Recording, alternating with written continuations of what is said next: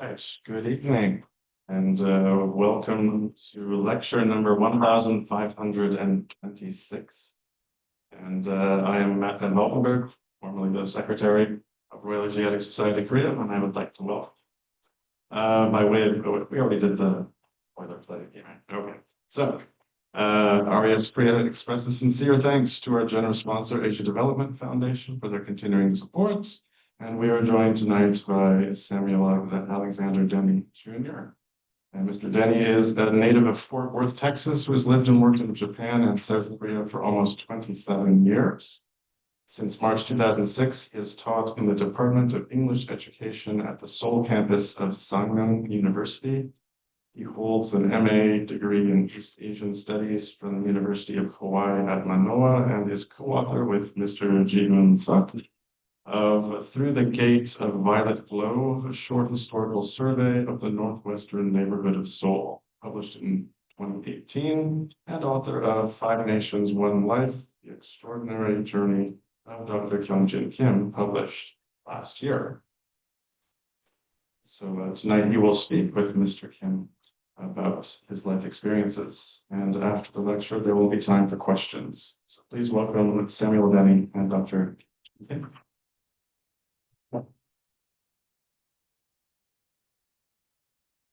Thank you, Matt, for that very gracious introduction. And welcome to the RAS. So I'm very delighted. A lot of new faces that are not normally with us. And I really hope after tonight's lecture and being here, some of you might consider joining us. My many years in Korea, people would ask me, why does, Shigo Saddam from Texas know so much about Korea? And the reason is because of this fantastic group.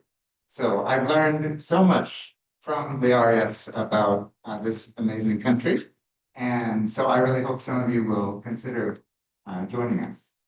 And I'd like to thank, again, Matt for being the program director and letting us speak tonight, and also my dear friend Ji-Hoon Suk, who prepared this wonderful slides that we're going to watch tonight. And of course, I want to thank my inspiration for this book, Dr. Kim, who is my dear friend and collaborator and partner in crime sometimes. So, where to begin? So I think I know, how many of you have actually read the book? See, a few hands. I know some of my students have read it. So about half of you. But for those of you who have not read it, the title, Five Nations, One Life, is very extraordinary. And so I just want to give a preview of what that means. Dr. Kim was actually born in 1936 in the Japanese puppet state of what they called Manchukuo, which is northeastern China today, in the city of Changchun. It was called Changchun before the Japanese were there, and it was reverted back to Changchun after.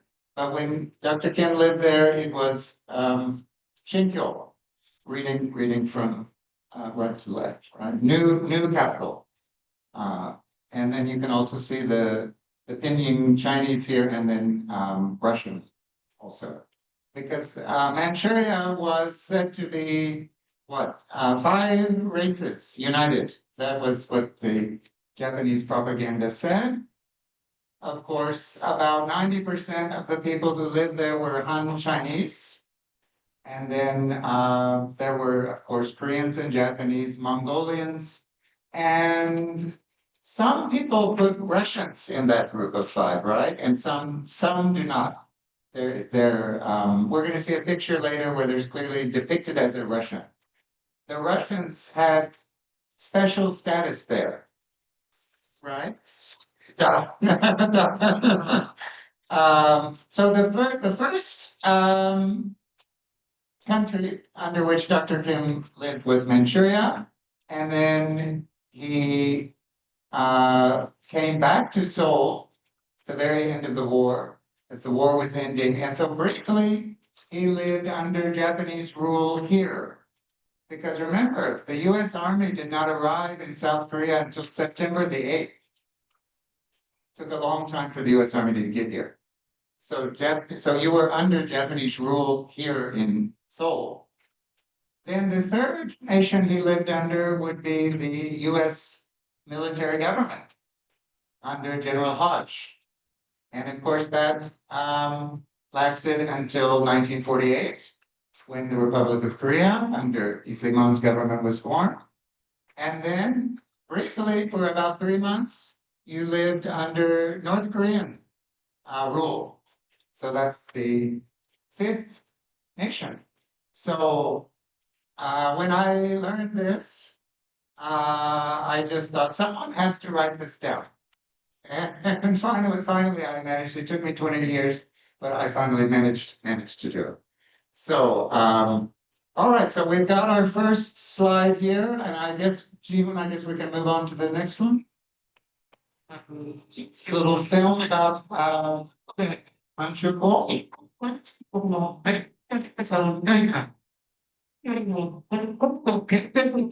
This was a Japanese film for promotional purposes, trying to this was the state hall of the council where they had the quasi parliament. An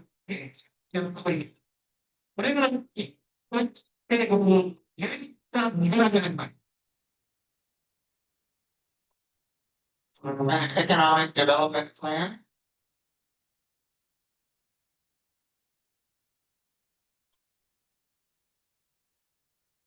And this film specifically mentions the different minority groups, including Koreans, as we're going to see. 人文的の視点が何と違ってまいります。満州国人の先人の白衣、なんとなくアイランドの歌が懐かしめられるような気分になってまいります。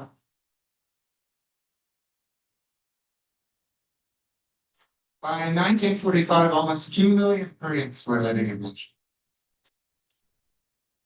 So that just kind of sets the stage for us a little bit. Here's actually the map that we just saw in the film, a colored version of it. This is Changchun, and this is the main thoroughfare. As you can see, very wide boulevards. Very modern. In my research for this, I read that even they had, toilets that flushed. Very modern infrastructure for the time. Even more modern than was going on in Japan at the same time. It was a kind of model city, model community. So lots of very impressive infra going on there. I think next one. Is this the Minakai department store? Dr. Kim, you went there with your mother. Can you share any memories of being there with your mother? There's some Zinzai. Inside. And Zinzai. Just some kind of lunch. Yeah. And your mother was kind of very fashionable, kind of the 1920s, 30s modern garo. You know what? The whole garden.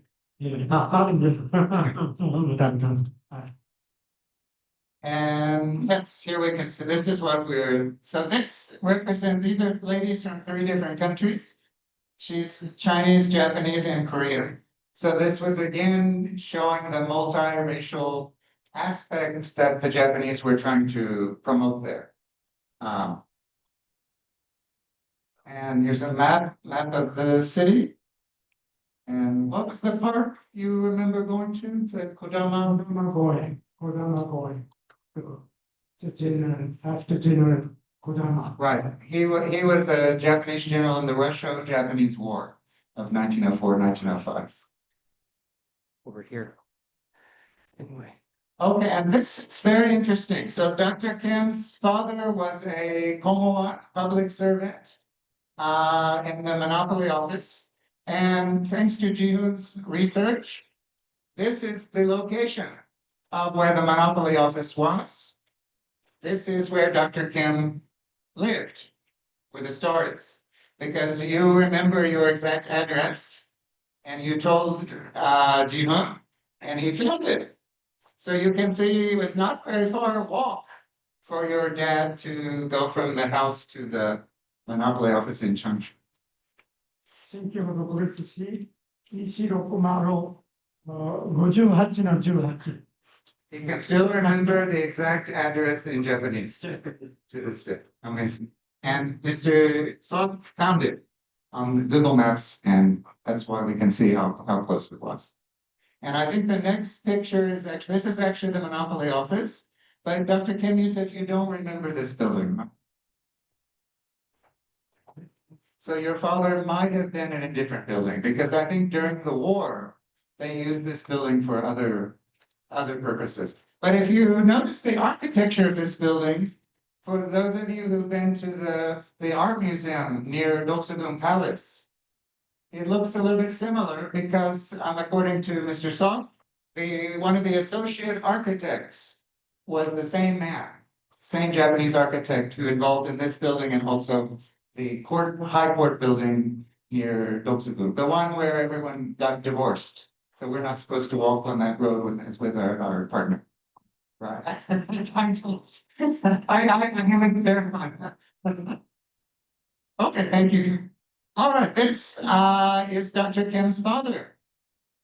And the male symbol, no, look at the date. December 7th. What happened? Indeed. So quite extraordinary, quite extraordinary. And his father was a very prominent man among the Korean community. He was in the orchestra. He played the clarinet. Which instrument was it? Horn. Cornet. Right. Forgive me.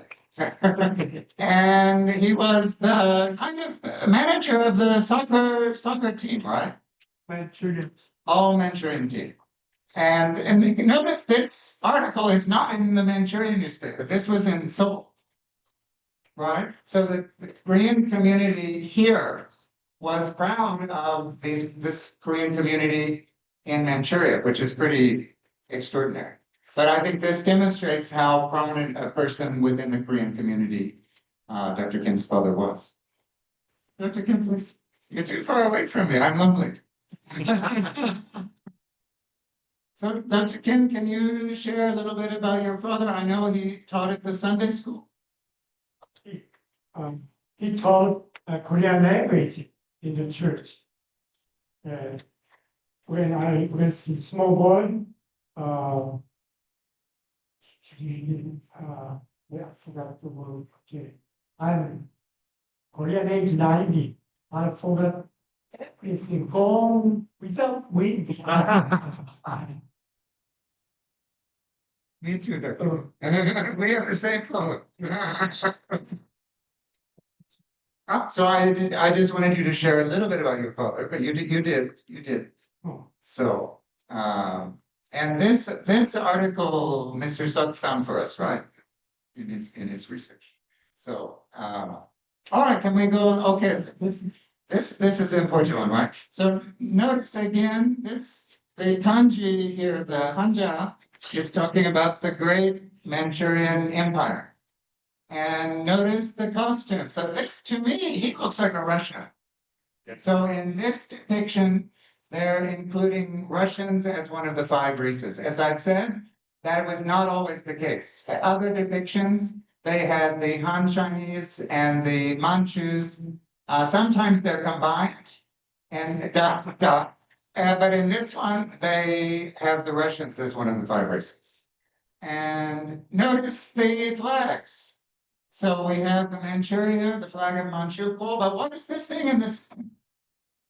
The Japanese rising sun, right? So who was actually running the show? Right. The actual power behind the throne, of course, Puyi, The Last Emperor, one of my very favorite movies from 1987. I love that movie. There's Puyi over there. But the actual power was the Japanese ambassador to Manchukuo. Who was he? He was always a general of the Kwantung Army. So a Japanese army general actually ran Manchuria because they created it, right? Can we go back to the previous slide, Jim? Okay, and Dr. Kim, I think Dr. Kim wants to share something special. Manchukuo national hymn. Well, 天地内有了新满洲，新满洲便是新天地。顶天立地国家，还有只有亲爱我并为我万州的万州，人民3000万，人民3000万，众家十倍也都自由。Dr. Kim, among his many accolades, has a master's degree in music education from Yonsei University. Although he's actually his blood is Kodak Crimson. So, but one plug for some Yonsei friends here. And did you want to do one of them?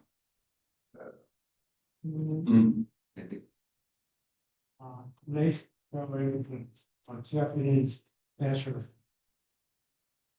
拼命啊哟，啊，只有你啊，只有你사랑을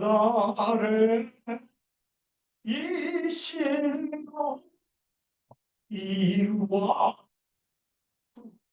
날이 돼 고개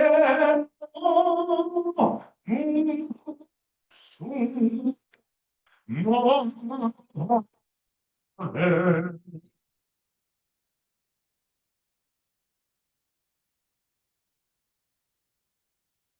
Can you tell them a little bit about your primary school experience in Manchuria? Because I remember at the Monday assembly, what did you have to do? every Monday morning we have a meeting. Then I'm Korean. At home, of course, I speak Korean. Downtown, I speak Chinese. And at school, even I am a Korean school student, but I got to speak Japanese. That's the official language is Chinese. Manchukuo, that's the Manchurian Empire. But at school, we spoke Japanese language. And you had to face to Oh, Tokyo, yeah, right? And yeah. and at the Every morning, yeah. We all big lines and we was the phase 2 the double bridge, Imperial Palace. which means where emperor lives. But not the Manchurian Empire, Emperor, No. interestingly. It's Tokyo, right? Not Puyi. In Japanese, Nijubashi. Nijubashi. And we face to Nijubashi and will taking the deep bow for a while. And then we sang that national anthem. Thank you, Dr. Hero. So that hearing that, it almost makes me think of bowing towards Mecca.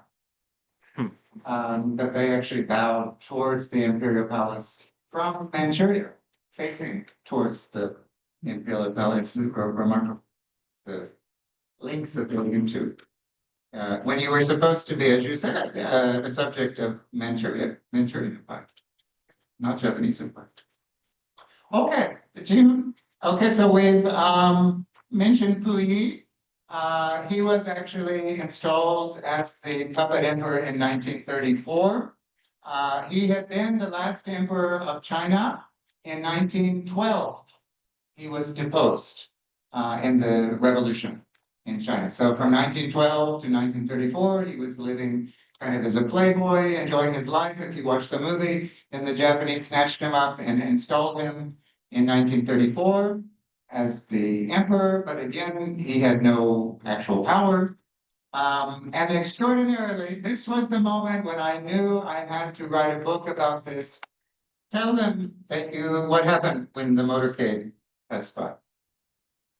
When motorcade passed by, you got head down, and it's not allowed to look up the emperor going. Because he was a living God. You can't look at God in the face. But I always Not anymore. then with the big news next morning, and they told everybody in school, wow, I saw emperor. Bragging rights. So Dr. Kim actually saw the last emperor with his own eyes, which I think is absolutely amazing. It's extraordinary. This photo is actually if you visit Changchun today, which I have, you can visit Puyi's palace. And this was his car. But when Dr. Kim saw him, he was in an open car, right? Not this one, a convertible. But you can visit that place today in Changchun, the Imperial Palace. Okay, next slide. This is very significant. This is when the Japanese were surrendering in August 1945. Something that is little known. And forgive me for this little history lesson here, but the Japanese were during World War II in Russia. They were not fighting, they were neutral. Russia was neutral, and they were neutral powers. But in August the 9th, which is, by the way, what else happened on August the 9th? America did something. The bombing of Nagasaki. On the exact same day, the Soviets invaded Manchuria. And many historians today are saying that this event probably is the reason the Japanese actually surrendered, not the atomic bombs as we all learned at school, because they were terrified of the communists coming. And they were terrified, and most of the once strong quantum army had been sent back to Japan, had been sent to defend Pacific Islands. There were about 700,000 Japanese soldiers. The Russians sent 3 armies. They pulled them all out of Germany. And it was a massive 1.6 million Russian soldiers attacked. And this history is not well known. I don't think it's taught very much. This was called the Russo-Japanese War of 1945. Very little known. And Dr. Kim was there. And I'd like for you to tell them a little bit about, this is the Russian sailors in Manchuria. Could you tell them what happened and how you were ordered very suddenly? You and your mother were ordered to leave. From city government.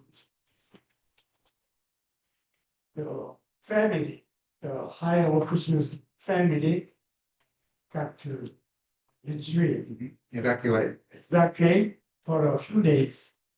Then they wanted back again.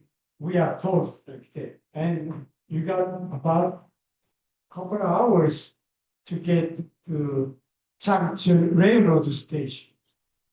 And my father, of course, was there to see us off. That was the last meeting I saw my father, still now. We rode that train, and that's August 13th. The war ended August 15th. August 14th, we get off one of the small town in North Korea. And we got one night stay there in the hotel.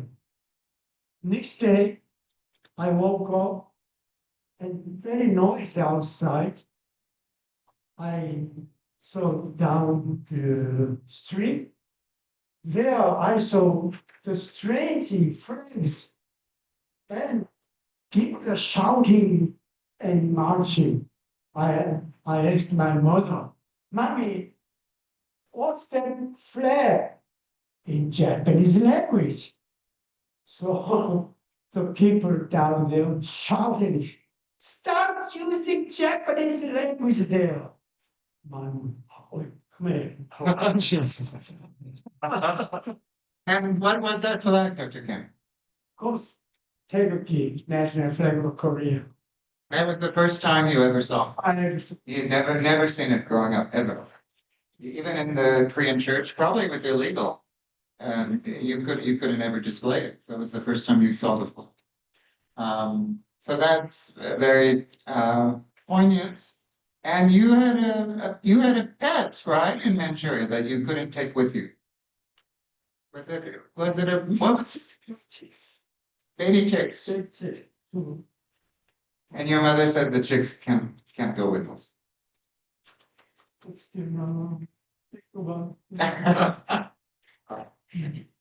That was so.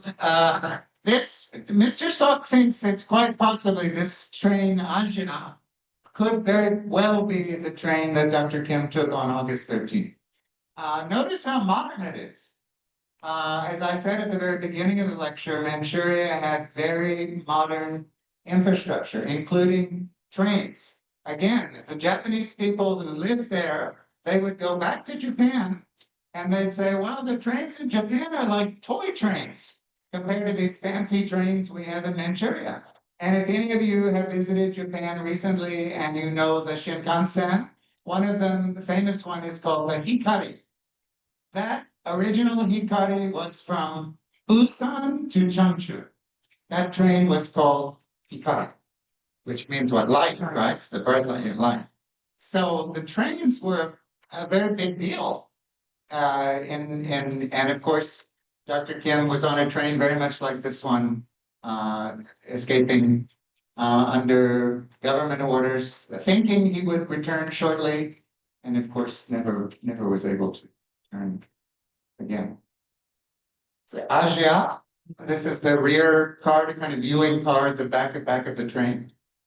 And you can see this train in Changchun. If you're a train enthusiast, I'm a little bit of a train enthusiast. Someday I'd actually like to go and see this. You can see it at a museum in Changchun. All right, so now we are back in Seoul. Anyone recognize this place?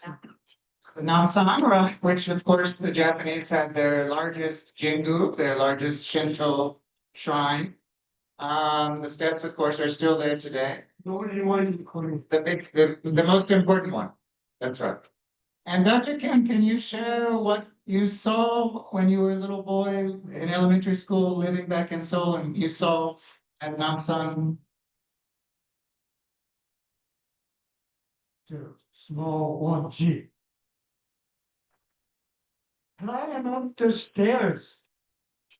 Let's see. And you told me you think the Americans won the war for 3 reasons, right? Yeah. You said one was the Jeep, second was the what? M1, and third one? And the third one was the NCO, non-commissioned officer.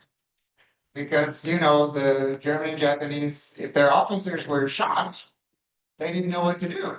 But the US NCOs, they just picked up and kept going. And so many people attribute that as helping win the war. But certainly the Jeep, the technology was a big part of it, right? And I think, June, you've got a special, here we go. And according to Mr. Sok, Dr. Kim's memory is, this picture proves it. Because there was no road leading up to Namsan at that time. It had to go up this steps. So, just as you told us.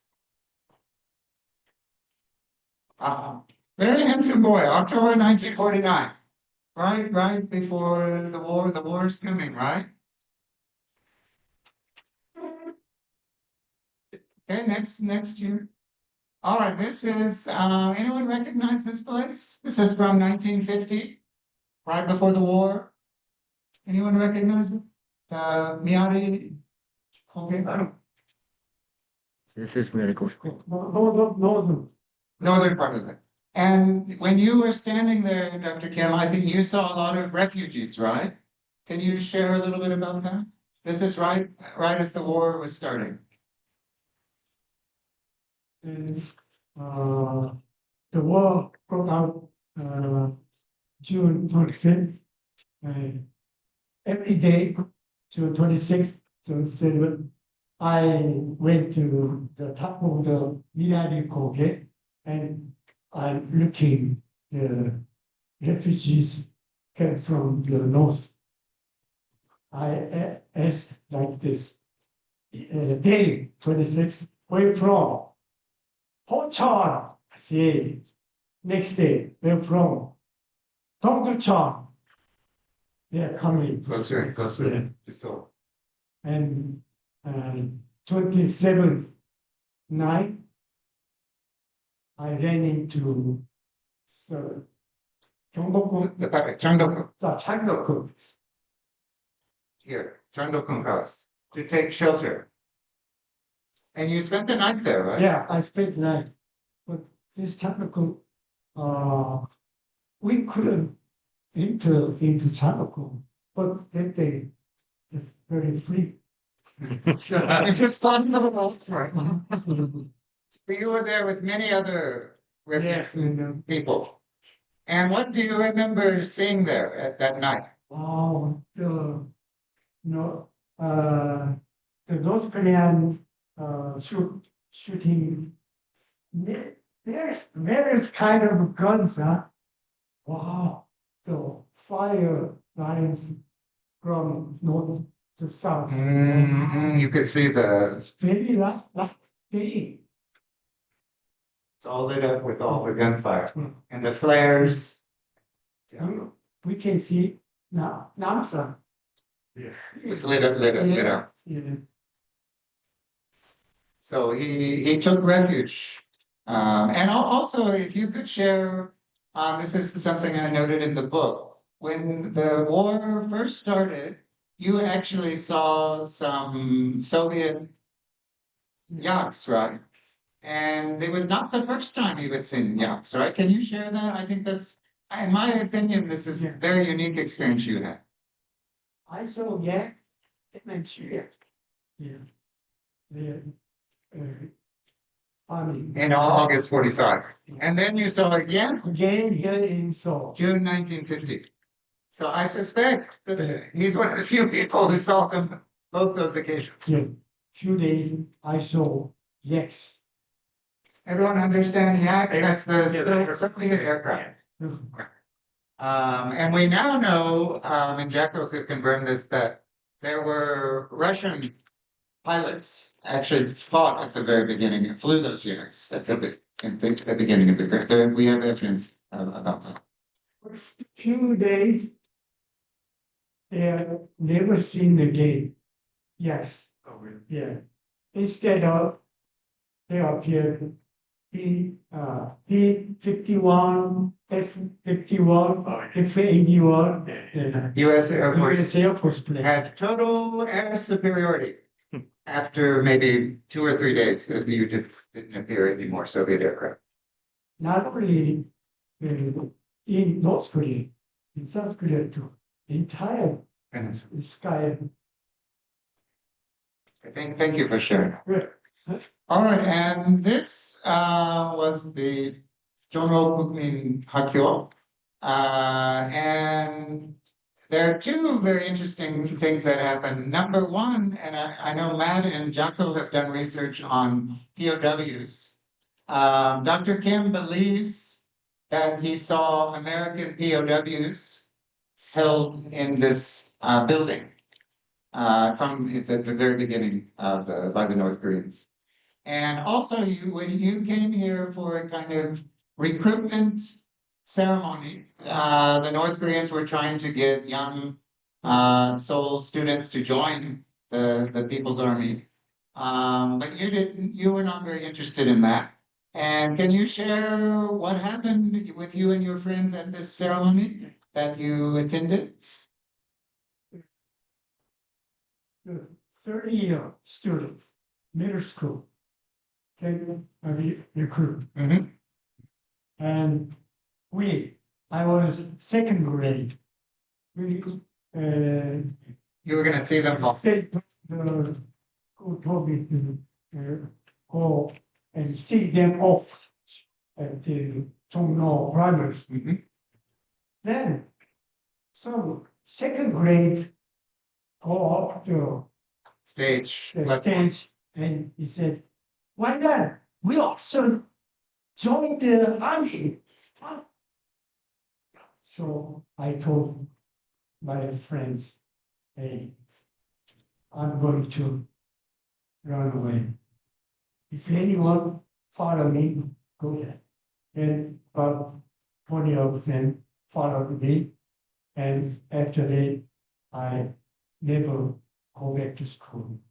And after that, many were seen in the school yard games. All were gone. So they took the students to war and many were lost in the war. This, by the way, is now where the Jonro Guchon is, right behind the U.S. Embassy compound. The building is no longer there, but that's where the school was. There were about, let's see, 450 American POWs were there. I don't know what they're doing. So you just saw them. You saw them inside the building. Yeah, and they look out through the windows and even so, right? Wait. So that would be something maybe to research about those POWs. All right, so now we're moving to Dr. Kim was in Seoul when the North Koreans came, as he just shared. But the second time you left before the Chinese came, and you had an uncle living in Andong. And this photograph, which is not that clear, but this was a real picture of refugees coming into Andong Station. But notice this is the summer, whereas Dr. Kim left in the winter. You went to Andong on a train from Seoul, and it was kind of a rather dramatic journey, very cold. Can you share with them about how you managed to get from Seoul to Andong with you were with your cousin on the train? My uncle was living in Andong, south from Seoul, about 200 kilometers. And the first attempt, North Korea first attack, we didn't go to anywhere. We were staying in Seoul. But second coming, almost everyone escaped. Yeah. And I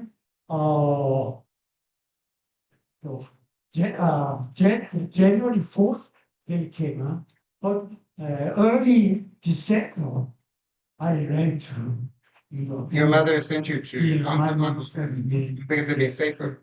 And you were separated My from your mother couldn't leave because she was a school teacher. She was to stay in Seoul. And my cousin, left to from Seoul to Andong.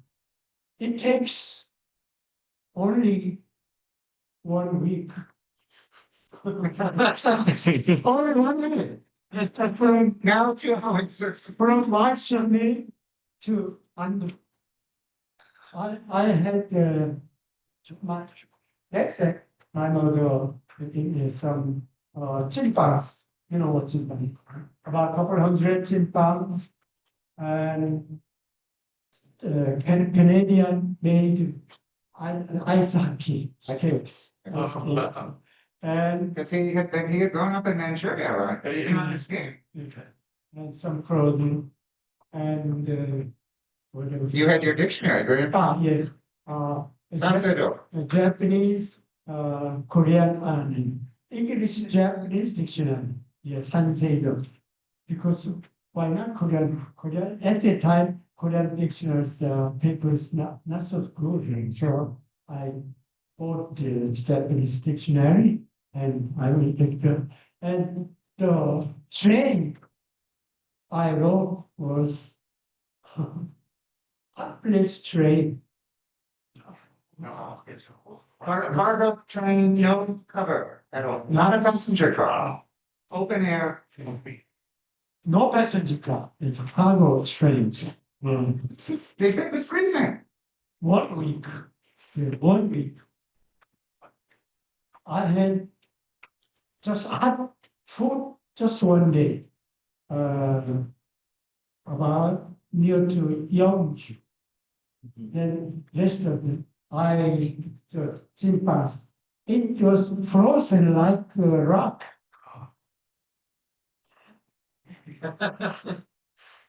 It's liquid. Yeah. So we later I came to Ango. And what did you do when the train stopped? With your friend, your cousin?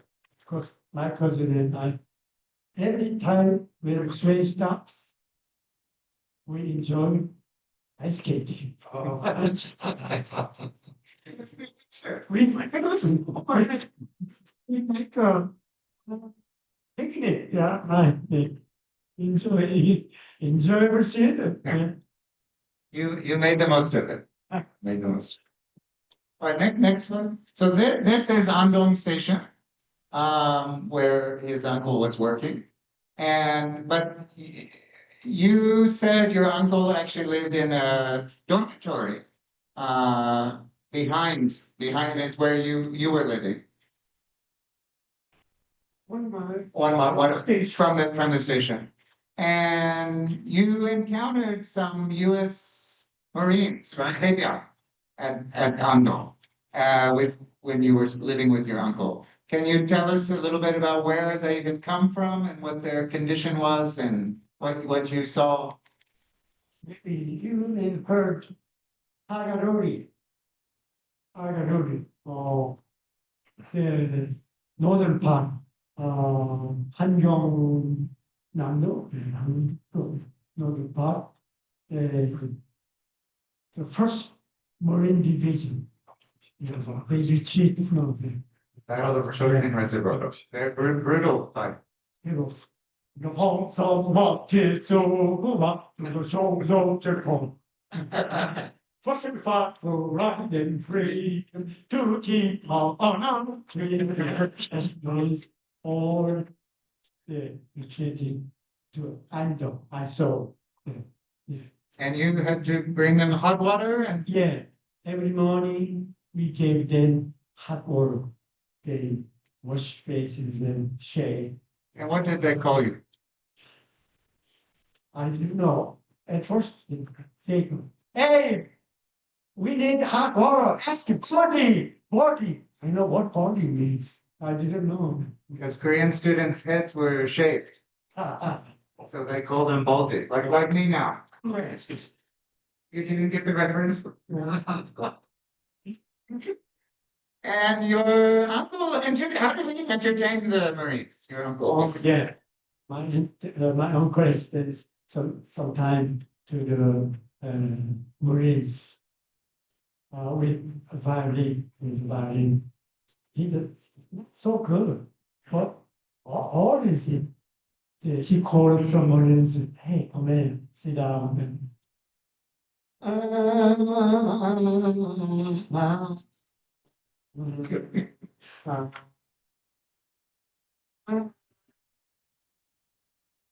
Yeah, that's the understand. Nearer, my God. Dear of my heart to thee, God to thee. I'm sure for the young Marines, it was made them feel good. All right, and then this brings us. Well, maybe we could do the because the Marines asked you to teach them some songs, right? Because they had been stationed in Japan and they were very curious. And I think Mr. Salk has prepared something about one of the songs the US Marines really enjoyed. US Marines write a Japanese song, Hana no Yoru, which means trying light, by Korean.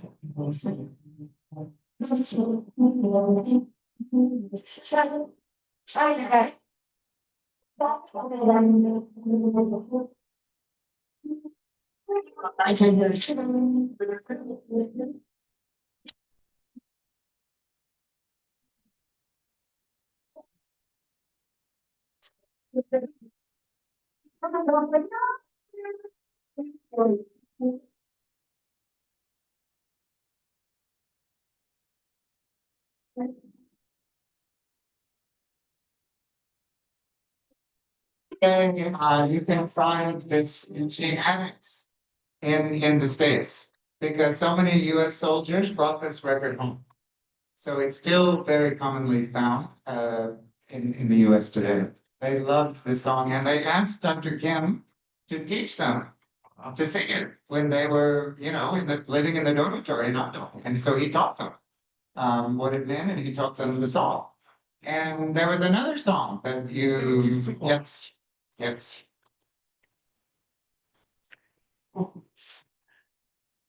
He does him. Where, is it the finest?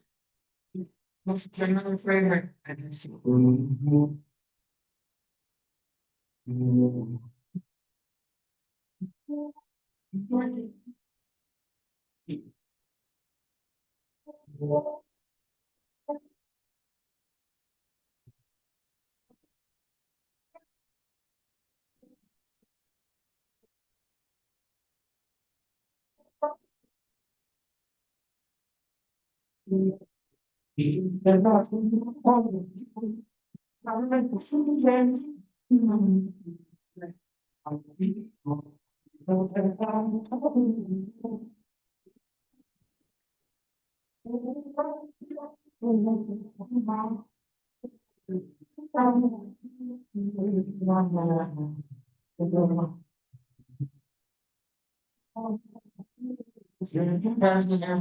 my attention.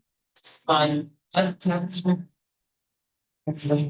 You love. Let's see. Oh, you love. No, please. That was the magic. And the American soldiers, they thought it was the Yoder song. The But they didn't- Hina no Yoru. Well, that's the previous one, right? Yeah, the Hina They call it the. They didn't quite get the Yoder. So these were two examples of the songs that Dr. Kim was teaching the American soldiers. So, but I want you to also share about the MPs that you encountered in Andal, right? After several days living there, you were walking by yourself and you encountered some American military police, right? Can you share that? This was very important to your story.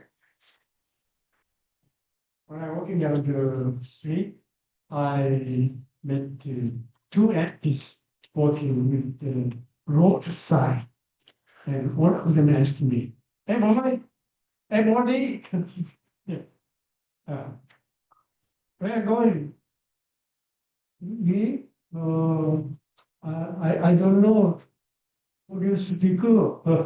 Yeah. What are you? What I mean? I know student too. You student? What did you go to school? Oh, my school, Seoul. This is Andong. My house, I live. So I work. Then they say, you know what this is?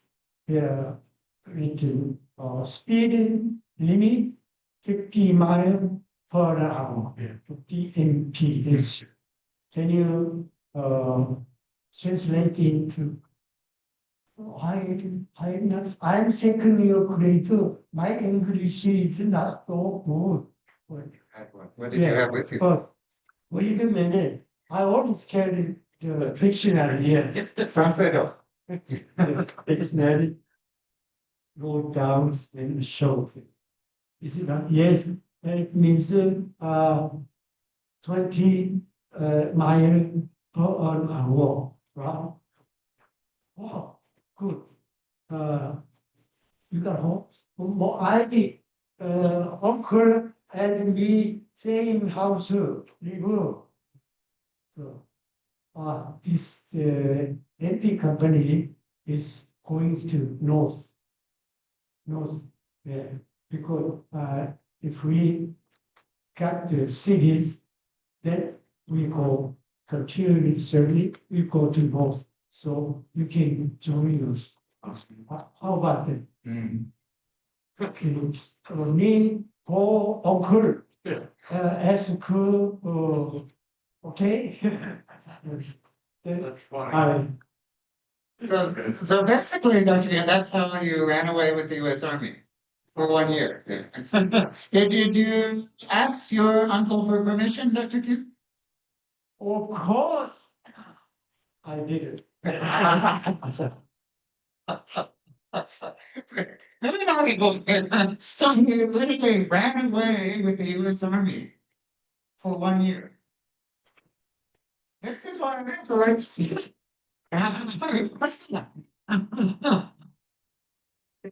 7 seconds, military police battalion, Charlie Company. Yeah. Charlie. There are 4 companies: Able Company, Beggar Company, Charlie Company, and a dog company. I belong to Charlie Company.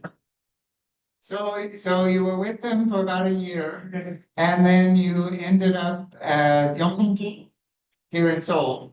But as I remember, your job changed a little bit when you actually got to Seoul. So instead of making the road signs and the warning signs for landmines, you what? Yeah. Many works to do. Yeah. But we lastly, the LP company, all right,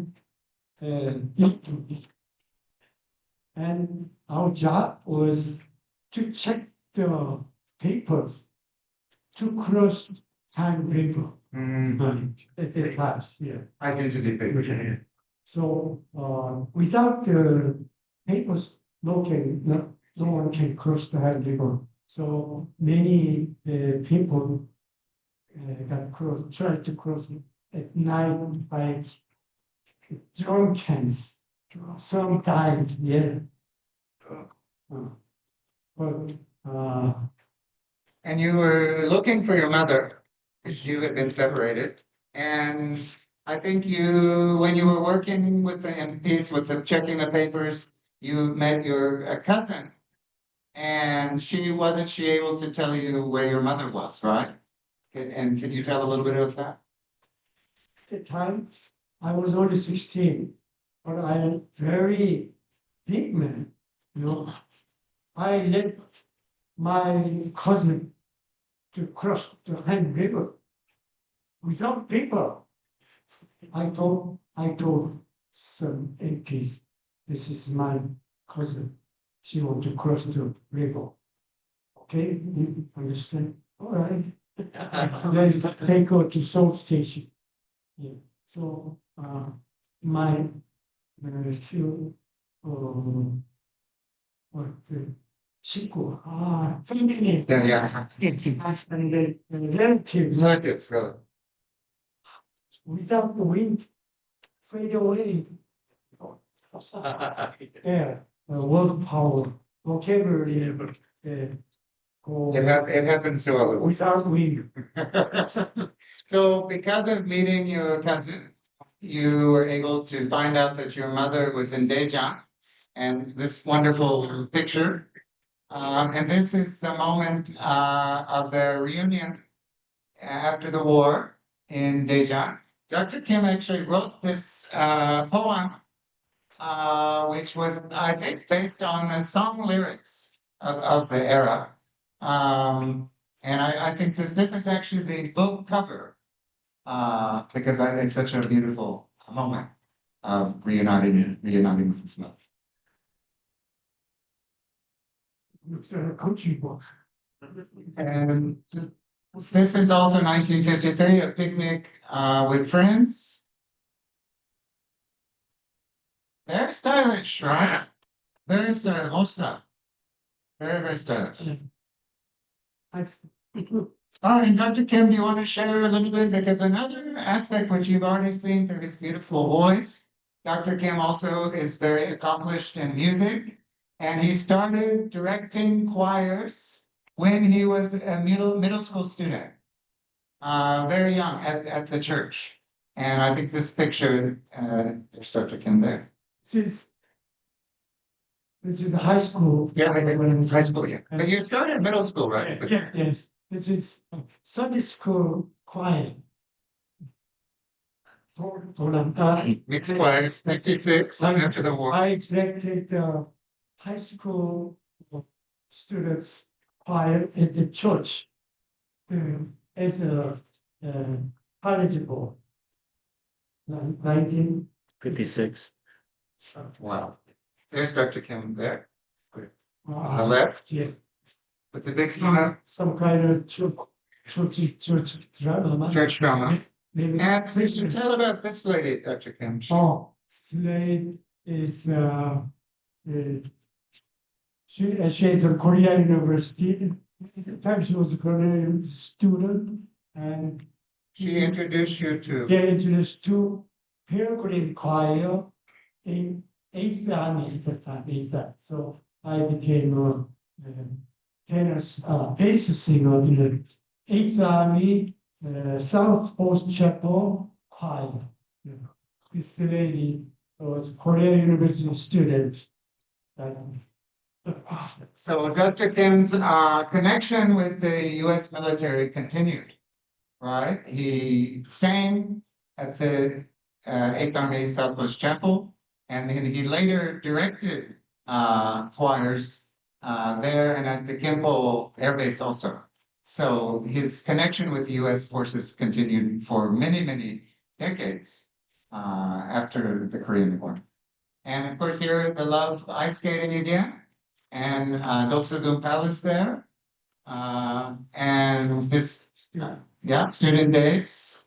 And one of his other great passions, which we cannot end this talk without talking about, is rugby. Right, so Dr. Kim has a wonderful story about how he was a baseball player originally. So how did you come to take up rugby? It's a wonderful story. Something about you hit the baseball out of the park and then you had to run way down the hill. It was exhausting, right? So you quit the team, but your teammates, you ran away, and the baseball players were chasing you. And you took shelter. The rugby guys rescued him from the baseball player. So, and he continued playing rugby until he was 59 years old. Lifelong passion for the sport. And here is his champion trophy. Dr. Kim was the captain of the team. And there's also a very famous German teacher. And Jean, do you want to speak just a moment about him? His name was Ji Myung-yeol, who later became the chair of the Department of German Literature at Seoul National University. I think he died in 2018, but he's the first official translator of major Romantic era German literature, including a lot of Goethe, like Stories of Young Werther and Faust. He's the first translator of those into Korean, that is. So yeah, that's. And he was your rugby faculty sponsor. So He's there. I sang many German songs. Yeah. So we just For your rugby practice, you sang German songs. I said, free and my leader. In the house of the Eden. that's all Schubert, by the way. That's Schubert. Schubert. Dr. Kim is truly a Renaissance fan. No,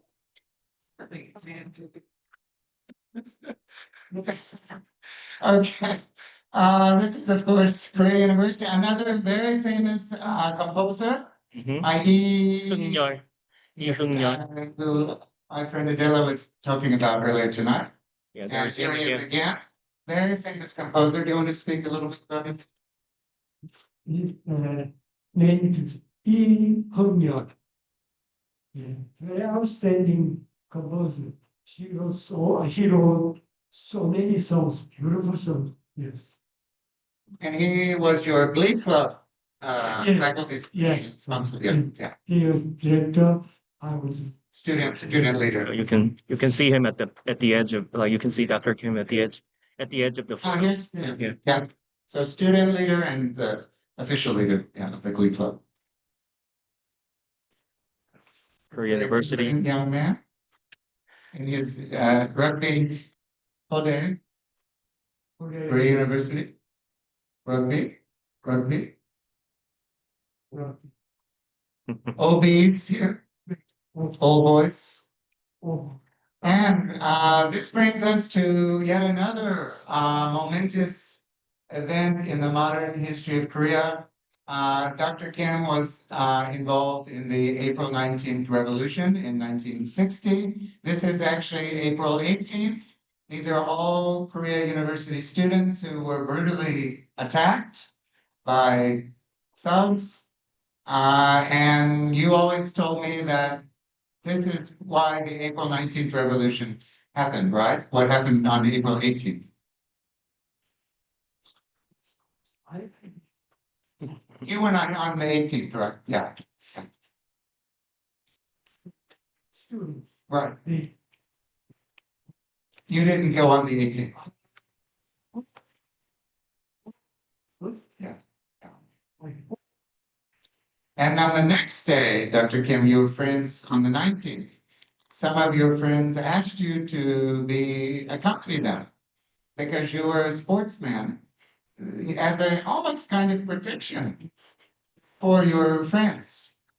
And you were walking near Gwanghwamun, near where the post office is today, on April 19th. And tell what happened. the police. I was in the wing, so Korea University boys. But at the time, I just became a lecturer of the high school. Right. So I got to go. You were there. teaching night school. So when I said goodbye to the Korea University students, when they had fun, then few steps when I for school, then I was shot. Here.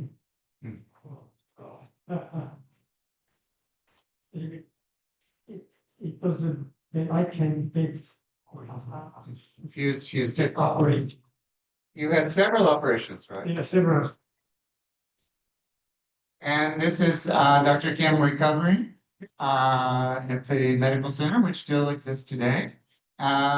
Notice he had a radio, he had coffee, he had very beautiful, Swedish nurses, I think you told me, because the Scandinavians were helping run this hospital. So I think you were kind of happy there. Yeah. With the beautiful nurses and the nice coffee and the radio and also you said a very famous missionary, Dr. Schofield. Some of you RAS members may know Dr. Schofield, a Canadian missionary doctor, and he visited you late at night, you said, because he was quite a elderly man at that point, Yeah. but well known, and he came late at night to visit Dr. with you. I didn't know him. But he introduced himself to you. So he had a very famous visitor. I Great man.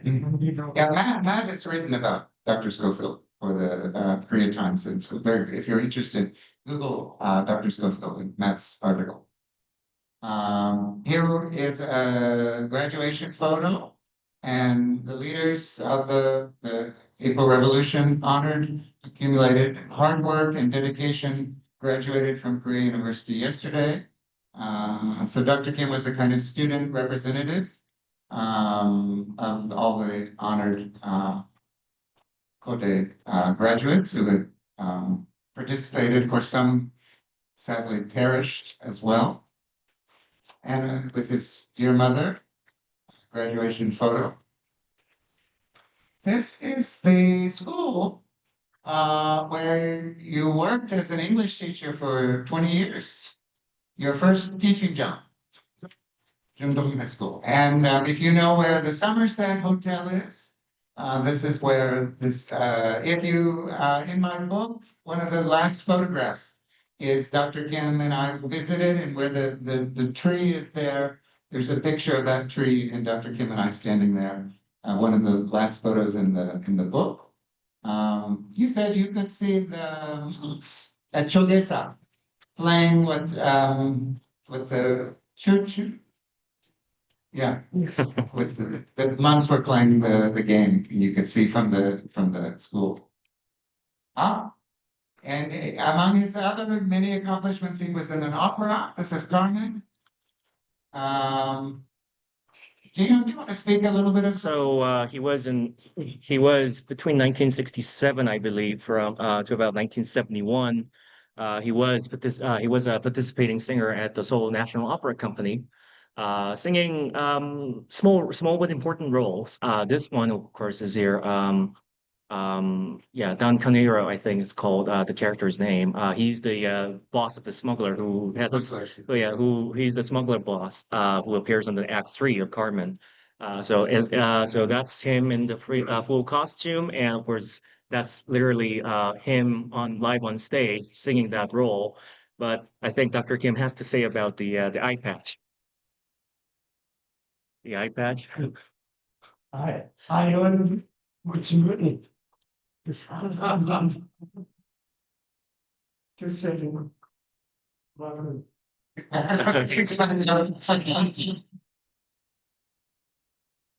All right, the next.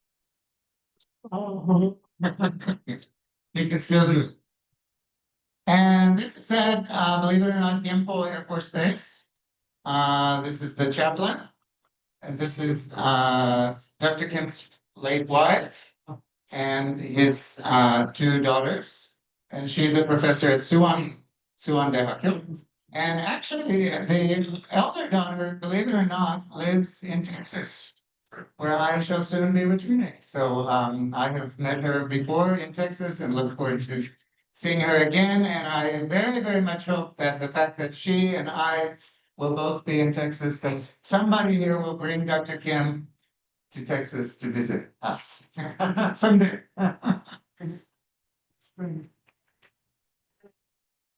A&M, yes. Her husband is a professor at Texas A&M University in Stephenville. That's why they're in Texas. They've lived there for several years now. And first daughter,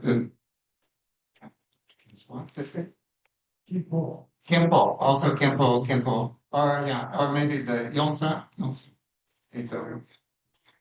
So the point of these pictures is to show that Dr. Kim's connection with the U.S. military was long, very long lasting. And actually, a few years ago, you and I were invited by the Chief of Staff of the 8th Army to have lunch at Yongsan, and we attended a worship service at the South Coast Chapel, which was a very, very special event for us. So can you go back to the previous one at Gimpo? And I think Dr. Kim, this might be.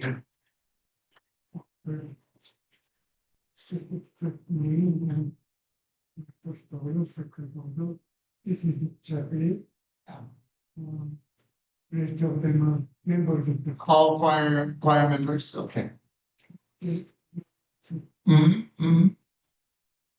Okay, I think we can keep going, Jihoon. I think we're almost there. Okay, this was in the 80s.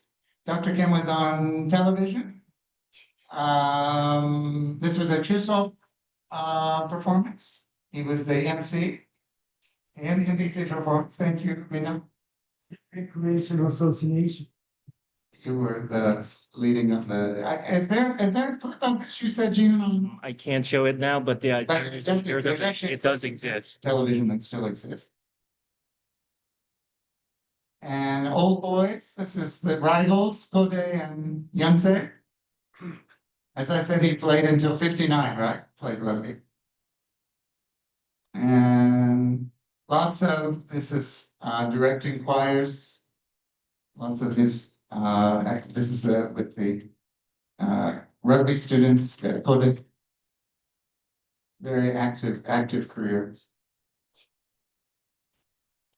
Well, that's just minutes ago. Just minutes ago. We need to stop for some Q&A. Right, so let's just give a huge hand to Dr. Kim.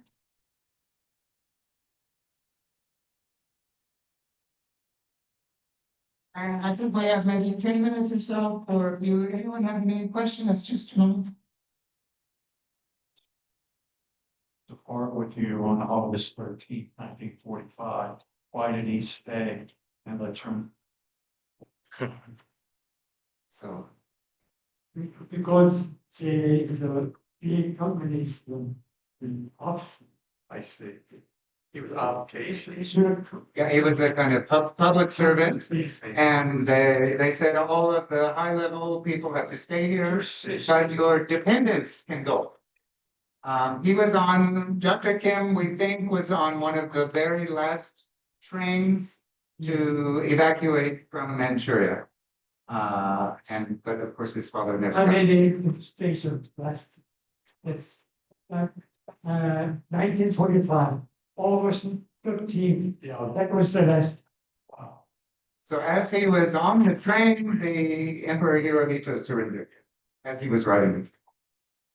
But this is a footnote, but the Japanese army continued fighting for 10 days after the surrender. They did not surrender in Manchuria until 10 days after the 15th. They kept going. Okay, any other questions? Anybody? Yeah, this gentleman. Thank you. Thank you for the conversation. I think your personal history, Korean history, American history. You were born in Japanese Korean War, and you went through lots of things, such as Korean War, April Revolution. You were into those time. And looking back, because you have lived 90 years old, what is the most memorable thing? What is the big change behind Koreans? If you don't. Please. So I think he had a little trouble hearing, but for you in Korea's development in your 90 years, for you, what was the most amazing development that has happened, change that's happened in Korea? I think is what this gentleman was asking.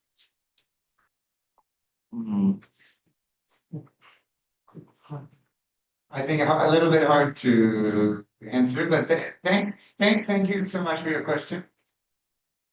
Anyone else? This gentleman? Oh, okay. Yeah. Did you have any family members or friends serve as porters in the United States Army or with Korean Rock Army divisions?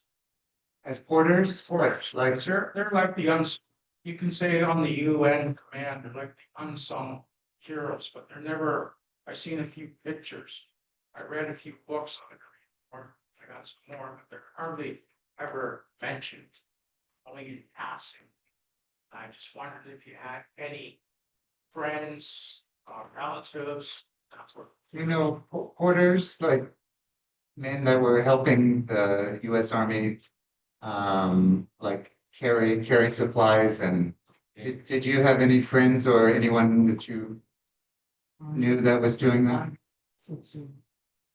I mean, I think Dr. Kim himself he has never been officially recognized for his contribution to help the US military. Thanks to my friend, the colonel sitting back there, the historian of the US Army came and interviewed Dr. Kim, we were very grateful for that. But I think there's so many unsung heroes of supporters that were never recognized. So, written by, like, I'm Canadian, and it's written by Canadian, Bears, Deadlock, Korea. And so far, it's a good book, but hasn't gone into detail. Right. What else? That may be a story that needs to be written. So I commend you to consider it. Yes. So, in the picture from Manchuria, showed like all the cultures, like you had the picture with the Japanese, the Chinese, the Korean woman together. My question is, did the cultures actually like, how can I say, melt together, or was it still very like segregated within some of them? So can you talk about when you were a boy in Manchuria and you had some contact with Japanese students, right? But usually what were you doing? What did you said the Korean boys and the Chinese boys, Jeff, you would get together sometimes. And what happened when you were together? Maybe a little bit. We introduced some this side. The Korea team is the strongest. I think that's a lot of strength. That's very good, yeah. I'm tired.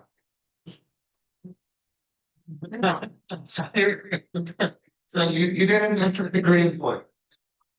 When you return to Korea, especially with all that experience, coming from Manchuria, speaking Japanese, back to Seoul, what was that kind of adaptation like for him? Was it when you moved back to Seoul? Was it hard for you to adjust to living back in Korea after being in Manchuria, or as a kid, was it you just go to school and Like, did you have problems at school adjusting? live a little bit hard?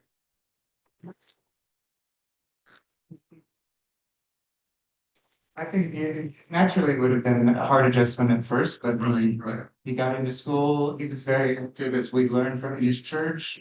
We get a lot of support from the church. The church that he went to in Manchuria is now still exists in Seoul, right? The Manchurian. Can you talk about?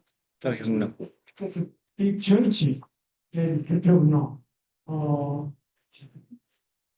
It's 영락. not Kyoung-jin. No, In Samdam. no, something. But the point is, so many Christians from Manchuria came, and the churches they established are still here. Some of them are still here to this day. So can I just add a little bit? Of course. In our interview, I did some previous interviews with Dr. Kim before, and he was telling me about the 찐뽀 얘기하셨죠. 찐뽀.